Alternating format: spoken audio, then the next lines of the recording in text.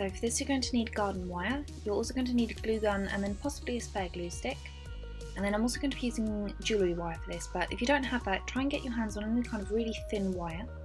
And the first thing we're going to do is take the garden wire and we're just going to measure for the side of your head, and then to make the actual leaf stalks I'm going to be using the jewellery wire, making the basic shape that I want for the stalk and then taking the extra wire and wrapping it around it just to make it slightly stronger and thicker before wrapping the base around the main piece of wire. I'm going to do about 8 of these, but I'm going to try and have each one looking slightly different just so that they're not too repetitive.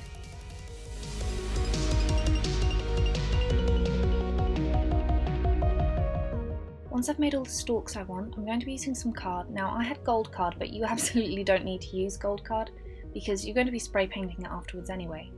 So we're going to take this and cut out some really small leaf shapes, and once I've cut out enough I'm just going to fold it in two, just so that it doesn't look completely flat.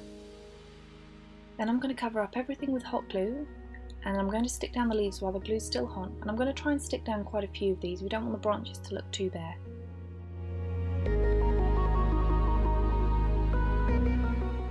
Once the glue is dried, you just want to pick out any of the glue hairs which are going to have formed, and they're easy enough to peel off.